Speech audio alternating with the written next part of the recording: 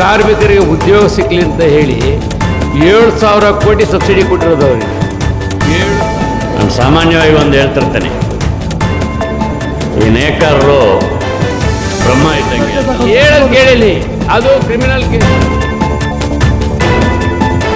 ಕಚೇರಿ ಮುಂದೆ 1,000 ಜನಗಳ ಪ್ರತಿಭಟನೆಯನ್ನು ಮಾಡಿದ್ದೀವಿ. ಉದ್ದೇಶ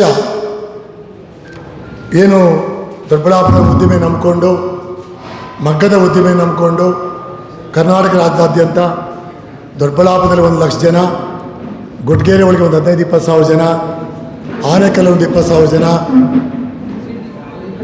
ಯಾಕೆ ಈ ವಿಷಯವನ್ನು ನಿಮ್ಮ ಹತ್ರ ಪ್ರಸ್ತಾವ ಮಾಡ್ತಾ ಇದ್ದೀನಿ ಅಂತಂದರೆ, ನಮ್ಮಲ್ಲಿ ಬಂದಿರತಕ್ಕಂಥ ಸರ್ವ ಪಕ್ಷಗಳ ನಿಯೋಗ ಏನಿದೆ, ನಮ್ಮ ಕಷ್ಟ ಅವ್ರ ಹತ್ರ ಹಂಚ್ಕೋಬೇಕು. ನಮಗೀಗ ಬೇರೆ ದಾರಿ ಇಲ್ಲ. ಸರ್ಕಾರದವರು ಮನಸ್ಸು ಮಾಡಿದ್ರೆ ನಮ್ಮ ಸಮಸ್ಯೆಗೆ ಪರಿಷ್ಕಾರ ಸಿಗುತ್ತೆ, ಇಲ್ಲದಿರೋ ಸಿಗಲ್ಲ. ಏನು ನಮ್ಮ ಸಮಸ್ಯೆ? ದೊಡ್ಡಬಳ್ಳಾಪುರ ಉದ್ಯೋಗ ಇರೋದರಲ್ಲಿ ಸುಗಮವಾಗಿ ನಡೀತಾ ಇತ್ತು. ಆಗಿಂದಾಗೆ ಕಚ್ಚಾ ಬೆಲೆ ಏರಿಕೆ, ಮಾರ್ಕೆಟಿಂಗ್ ವ್ಯವಸ್ಥೆಯಲ್ಲಿ ಲೋಪ ಎಲ್ಲ ಸರಿಪಡಿಸ್ಕೊಂಡು ನಾವು ಕೆಲಸಗಳು ಮಾಡ್ಕೊಂಡು ಹೋಗ್ತಾಯಿದ್ವಿ. ದಿಢೀರಂತೇಳಿ ಸುಮಾರು 6 ತಿಂಗಳಿಂದ ನಾವು ಗಮನ ಹರಿಸಲಿಲ್ಲ. ನಮ್ಮ ದೊಡ್ಡಬಳ್ಳಾಪುರದಲ್ಲಿರ್ತಕ್ಕಂಥ ಕೆಲವು ಅವನ ಕಿಡಿಗೇಡಿಗಳು ಅನ್ನಬೇಕೋ, ಅಯೋಗ್ಯರು ಅನ್ನಬೇಕೋ, ಮೂರ್ಖರು ಅನ್ನಬೇಕೋ, ನನಗಂತೂ ಗೊತ್ತಾಗ್ತಾ ಇಲ್ಲ. ನಮ್ಮ ಉದ್ಯೋಗವನ್ನು ಸೂರತ್ ಅಂತ ಜಾಗಕ್ಕೆ ಕರ್ಕೊಂಡು ಹೋಗಿ ಅಲ್ಲಿರ್ತಕ್ಕಂಥ ಅವ್ರಿಗೆ ಕೆಲವು ಮಗಗಳನ್ನು ಬಾಡಿಗೆಗೆ ಪಡೆದು ಅಥವಾ ಲೀಸಿಗೆ ತೊಗೊಂಡು ನಮ್ಮ ಮಗ್ಗದಲ್ಲಿರ್ತಕ್ಕಂಥ ಉದ್ಯೋಗನ ಅವ್ರಿಗೆ ಪರಿಚಯ ಮಾಡಿಸಿ ನಮ್ಮ ಉದ್ಯೋಗವನ್ನು ಅಲ್ಲಿ ಉದ್ಘಾಟನೆ ಮಾಡಿ ಸಾವಿರಾರು ಸೀರೆಗಳನ್ನು ತಯಾರು ಮಾಡಿ ದೊಡ್ಡಬಳ್ಳಾಪುರ ತಂದು ಮಾಡಲಿಕ್ಕೆ ಪ್ರಯತ್ನ ಮಾಡಿದ್ರು. ದೊಡ್ಡಬಳ್ಳಾಪುರಕ್ಕೆ ಯಾರಿಗೂ ಗೊತ್ತಾಗಲಿಲ್ಲ ಸಮಸ್ಯೆ, ನಮಗೂ ನಡೀತಾ ಇತ್ತು, ಅವ್ರಿಗೂ ಹೋಗ್ತಾ ಇತ್ತು, ಪರವಾಗಿಲ್ಲ. ಅಕ್ಟೋಬರಿಂದ ಈಚೆಗೆ ಸ್ವಲ್ಪ ಪ್ರತಿ ವರ್ಷ ನಮ್ಮಲ್ಲಿ ಈ ಅಮಾನಿ ಅಂತಕ್ಕಂಥದ್ದು ಇರ್ತದೆ.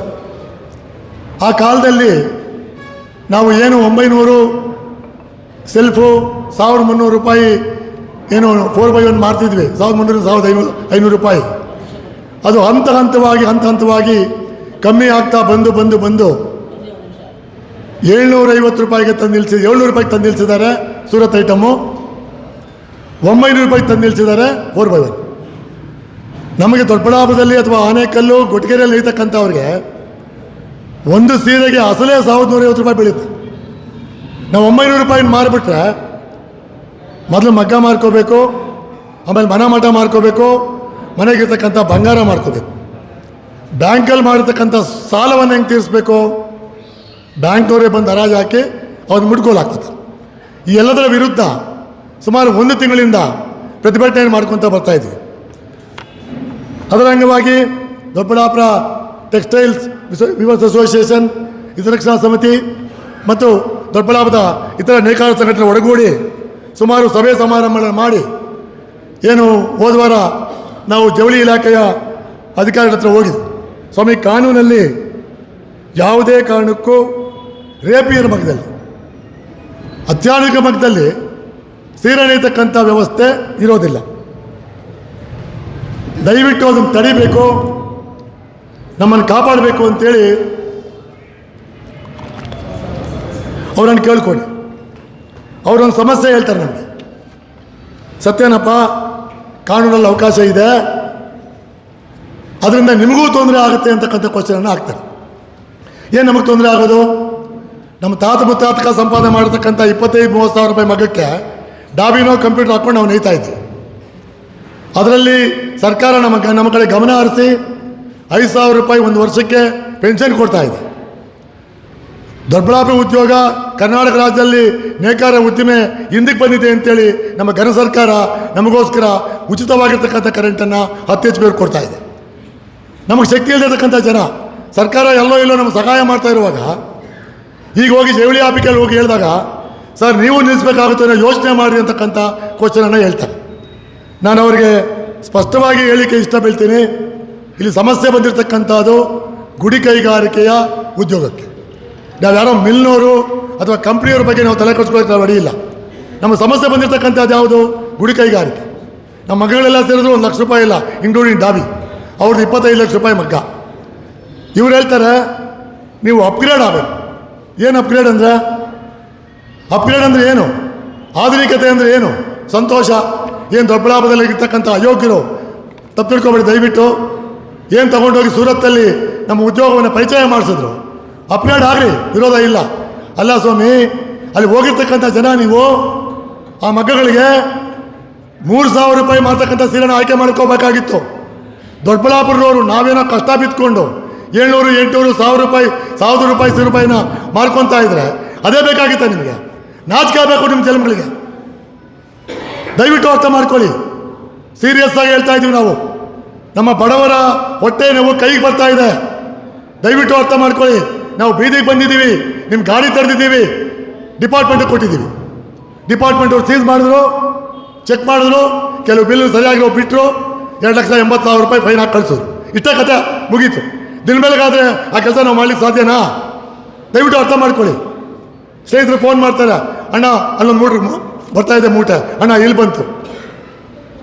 ಸ್ಪಷ್ಟವಾಗಿ ಹೇಳ್ತಾ ಇದ್ದೀನಿ, ಹ್ಯಾಂಡ್ಲೂಮ್ ರಿಸರ್ವೇಷನ್ ಆಕ್ಟ್ ಪ್ರಕಾರ ಯಾವುದೇ ಕಾರಣಕ್ಕೂ ಅತ್ಯಾಧುನಿಕ ಮಗ್ಗದಲ್ಲಿ ಸೀರೆ ನೇಯುವ ಅಧಿಕಾರ ಅವ್ರಿಗಿರೋದಿಲ್ಲ. ನಮ್ಮದು ಗುಡಿ ಕೈಗಾರಿಕೆ, ನಾವು ಕನ್ವರ್ಟೆಡ್. ಏನು ಹೇಳಿದ್ರೆ, ನಮ್ದು ಹ್ಯಾಂಡ್ಲೂಮ್ ಇತ್ತು, ನಮ್ಮ ತಾತ ಮುತ್ತಾತ್ಕಾರರು. ಆ ಮಗ್ಗಕ್ಕೆ ನಾವು ಮೋಟ್ ಇಟ್ಕೊಂಡು ಮಗ ನಡೆಸ್ತಾ ಇದ್ದೀವಿ. ಇಷ್ಟೇ, ನಮ್ದು 20 ಲಕ್ಷ ಮಗ್ಗ ಅಲ್ಲ. ಅವ್ರು ಬೇರೆ ಉದ್ಯೋಗ ಹುಡುಕೊಳ್ಳಿ, ನಮಗೇನು ಅಭ್ಯಂತರ ಇಲ್ಲ. ಸಾಕಷ್ಟು ದಾರಿಗಳಿದ್ದಾವೆ. ದೊಡ್ಡಬಳ್ಳಾಪುರ ಜನತೆ, ಕರ್ನಾಟಕ ರಾಜ್ಯದ ನೇಕಾರ ಜನತೆಗೆ ಬೀದಿ ಪಾಲು ತರಲಿಕ್ಕೆ ಇವು ಪ್ರಯತ್ನ ಮಾಡ್ತಾ ಇದ್ದಾರೆ. ನಾನು ಸ್ಪಷ್ಟವಾಗಿ ಅವ್ರಿಗೆ ಹೇಳ್ತಾ ಇದ್ದೀನಿ, ಮತ್ತೊಮ್ಮೆ ರಿಪೀಟ್ ಮಾಡಿ ಹೇಳ್ತಾ ಇದ್ದೀನಿ, ತಾವು ಈ ಕೂಡಲೇ ದಯವಿಟ್ಟು ಏನು ಸೀರೆಗಳನ್ನು ತರಿಸ್ತಾ ಇದ್ದೀರಾ ನಿಲ್ಲಿಸ್ಕೋಬೇಕು. ನಿಲ್ಲಿಸದೇ ಇದ್ದ ಪಕ್ಷದಲ್ಲಿ ನಾವೇನಿಲ್ಲಿ ಸರ್ವಪಕ್ಷಗಳಲ್ಲಿ ಕರೆದಿದ್ದೀವಿ, ಅವ್ರ ಸಲಹೆಯನ್ನು ಪಡಿತೀವಿ. ಅವ್ರು ಹೇಳ್ತಕ್ಕಂಥ ಮಾತಿನಂತೆ ನಾವು ಯಾವ ರೀತಿ ಹೆಜ್ಜೆ ಹಾಕಬೇಕು ಅಂತ ತೀರ್ಮಾನ ಮಾಡಿ ಅವರು ಧರಣಿ ಕುತ್ಕೋತೀವಿ. ಅವ್ರ ಮನೆ ಮುಂದೆ ಧರಣಿ ಮಾಡ್ತೀವಿ. ಗಾಡಿಗಳು ಸೀಸ್ ಮಾಡಬೇಕು, ಸೀಸ್ ಮಾಡ್ತೀವಿ. ಆ ತೀರ್ಮಾನ ಏನು ಸರ್ವಪಕ್ಷಗಳು ಬಂದಿದ್ದಾರೆ, ಅವ್ರು ತೀರ್ಮಾನ ತಗೋತಾರೆ. ಈಗ ಬಂದಿರತಕ್ಕಂಥ ಸಮಸ್ಯೆ ಒಂದು, ನಮ್ಮ ಬದುಕು, ಜೀವನ, ಊಟ ಮಾಡೋದು ಹೆಂಗಪ್ಪ ಅನ್ನೋ ಪರಿಸ್ಥಿತಿ ನಿರ್ಮಾಣ ಆಗತ್ತೆ. ಇವತ್ತು ಸಾಲ ಬಿಟ್ಟಾಕ್ರಿ. ಭಯಂಕರವಾಗಿರ್ತಕ್ಕಂಥ ಸಮಸ್ಯೆ ಎದುರಾಗಿದೆ. ಯಾವುದೇ ಕಾರಣಕ್ಕೂ 4, 6, 8 ಆ ಮಗದವರು ಮಾಲನ್ನು ಧರ್ಮವರನ್ನು ಸಪ್ಲೈ ಮಾಡೋಕ್ಕಾಗದೆ ಮನೆ ಇಟ್ಕೊಂಡಿದ್ದಾರೆ. 700 ರೂಪಾಯಿ ಕೊಟ್ಟರೆ ಹೋಗ್ಬಿಡುತ್ತೆ ಎಲ್ಲ. ನಾವೇನು ಮಾಡ್ಬೇಕು? 700 ರೂಪಾಯಿ ಕೊಟ್ಟರೆ ಮನೆ ಮಠ ಎಲ್ಲ ಮಾರ್ಕೋಬೇಕಾಗುತ್ತೆ. ದಯವಿಟ್ಟು ಎಚ್ಚೆತ್ಕೋಬೇಕು. ನೇಕಾರರು ಬುದ್ಧಿವಂತರಾಗಬೇಕು, ಬೀದಿಗಿಳಿಬೇಕು, ಧರಣಿ ಮಾಡಬೇಕು, ಬಸ್ ತಡೆ ಮಾಡಬೇಕು, ರೈಲು ತಡೆ ಮಾಡಬೇಕು. ಸರ್ಕಾರಕ್ಕೆ ನಾವು ನಮ್ಮ ಶಕ್ತಿಯನ್ನು ಮುಟ್ಟಿಸದೇ ಇದ್ದರೆ ಯಾವುದೇ ಕಾರಣಕ್ಕೂ ನಮ್ಮ ಈ ಸಮಸ್ಯೆನ ಪರಿಷ್ಕಾರ ಮಾಡಲಿಕ್ಕೆ ಸಾಧ್ಯ ಇಲ್ಲ. ತಾವೆಲ್ಲರೂ ಒಂದಾಗಬೇಕು, ಒಟ್ಟಿಗೆ ಬರಬೇಕು. ಏನು ನಾವು ಮುಂದೆ ಮಾತಕ್ಕಂಥ ಏನು ನಮ್ಮ ನಾಯಕರು ತೀರ್ಮಾನ ಮಾಡ್ತಾರೆ, ಸರ್ವಪಕ್ಷಗಳ ನಾಯಕರು, ಆ ತೀರ್ಮಾನಕ್ಕೆ ನಾವು ಬದ್ಧರಾಗಿ ಅವರ ಸಲಹೆಯನ್ನು ನಾವು ಪಡ್ಕೊಂಡು ಯಾವ ರೀತಿ ನಾವು ಮುಂದಕ್ಕೆ ಹೋಗಬೇಕು ಅಂತೇಳಿ ಅವರನ್ನು ಕೇಳಲಿಕ್ಕಾಗಿ ನಾವು ಅವ್ರನ್ನ ಕರೀತೀವಿ.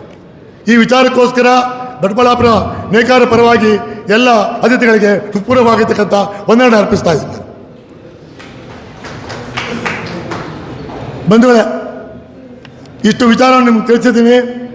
ದಯವಿಟ್ಟು ನಮಗೆ ಇರ್ತಕ್ಕಂಥ ಸಮಸ್ಯೆ ಒಂದೇ, ಅತ್ಯಾಧುನಿಕ ಮಗ್ಗದಲ್ಲಿ ಸೀರೆ ನೇಯ್ದೇ ಇರ್ತಕ್ಕಂಥ ಕಾನೂನನ್ನು ರೂಪಿಸಬೇಕು.